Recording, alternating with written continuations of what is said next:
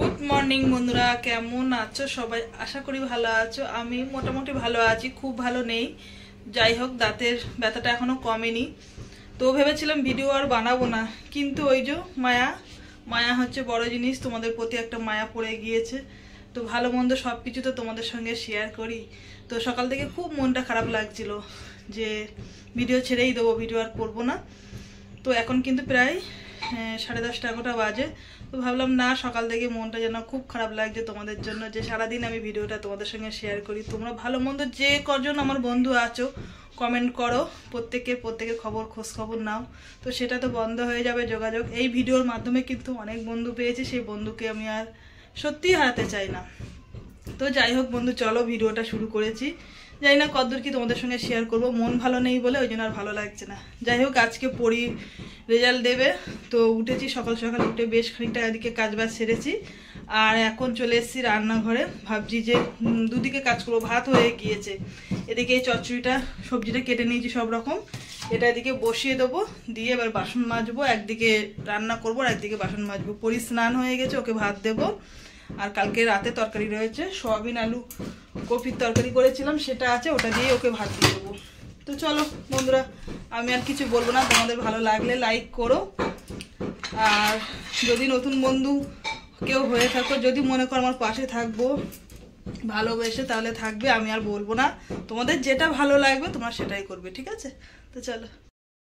তো দেখো, ওদিকে বাসন মাজছিলাম, এই যে কমপ্লিট বাসন মেজে উপর দিয়ে দিয়েছি। আর এদিকে চচ্চড়িটা বসিয়েও দিয়েছি, অনেকটা হয়ে এসেছে। এবার একটু হলুদ দেবো, মানে লবণ দিয়ে আর কি চাপা দিয়েছিলাম। যেহেতু শীতের সবজি তো অনেক রকমের সবজি আছে। আর তোমাদের দাদাভাই মাছ নিয়েছে, ফোন করে বললো আমোদি মাছ নিয়েছে, আমোদি মাছটা আনলে ভেজে এর সঙ্গে দিয়ে দেবো। এখন চচ্চড়িটা অন্তত করে নিই। আর পড়িতে এই মাত্র চলে গেল স্কুলের রেজাল্ট আনতে, কি হবে জানি না, ঠিক আছে? তো চলো, তোর বাদ বাকি জামা কাপড় খানিকটা কাচতে দিয়েছি, সেটা হয়ে গিয়েছে। ওই যে দিয়েছি মেশিনে, কমপ্লিট হয়ে গিয়েছে। এবারে দেবো রোদ্দুরে শুকাতে দেবো, ঠিক আছে? চলো। যেদিনকে তাড়াহুড়ো করবো সেদিনকেই দেরি হয়ে যাবে। আজকে তোমাদের দাদাভাই এক গাদা মাছ নিয়ে এসছে। এক হাতে কি করে কাটি বলো তো? তার মধ্যে বলছে যে দুটো মাছ ভাজো, আজকে মাছ ভাজা দিয়ে গরম গরম ভাত খাবো। তো তাড়াহুড়ো করে দুটো মাছ ভেজে নিলাম অল্প করে, সেইগুলো হচ্ছে গরম ভাত দিয়ে খাবো। আবার এই বড় মাছগুলো কেটেও আনেনি বলো তো। তো যাই হোক, বড় মাছগুলো দিয়ে আলু বেগুন দিয়ে একটা তরকারি বানাবো, আর ছোট মাছগুলো দিয়ে চচ্চড়িটা কিন্তু আমি আগেই বসিয়ে দিয়েছি, তোমাদেরকে দেখিয়েছিলাম। যেহেতু সকালে সময় হয়ে ওঠে না বলে, তো রাতে সমস্ত কেটে কুটে রেডি করে রেখে দিই, তাহলে সকালে তাড়াহুড়ো লাগবে না। আর এখন সন্ধ্যেবেলা চলে এসেছি, পরি চাইছে খেতে, কি বানিয়ে দেবো। প্রত্যেকদিন সন্ধ্যেবেলা কিছু না কিছু চাই। তো আজকে একটু একই জিনিস একটু অন্যরকম ভাবে বানিয়ে দিলাম। ম্যাগিটাকে আজকে চাউমিনের মতন করে বানিয়ে দিচ্ছি। তো বললো মা একটু চিকেন দিলে ভালো লাগতো। তো টুকটাক চিকেন আমাদের ফ্রিজে থাকে, যেহেতু আমাদের ব্যবসা তোমরা জানো।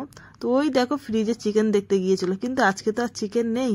তো যাই হোক, ওর একটু মনটা খারাপ হয়ে গেল, যেহেতু চিকেনটা খেতে বেশি ভালোবাসে। তোমরা তো জানো ও একটু ফাস্টফুড খেতে ভালোবাসে, কিন্তু আমি চেষ্টা করি কম দেওয়ার, অনেক কমিয়ে দিয়েছি আগের থেকে খাওয়া। আজকে আর কি বানিয়ে দিলাম। তো এটা পেয়ে কিন্তু খুব খুশি হয়েছে, জানো তো। আর এই হচ্ছে আমাদের শাশুড়ি মা বসে বসে লঙ্কা ছাড়াচ্ছিল। এই দেখো, পড়ি কিন্তু এখন বই নিয়ে পড়তে বসে গিয়েছে, কেন জানো তো?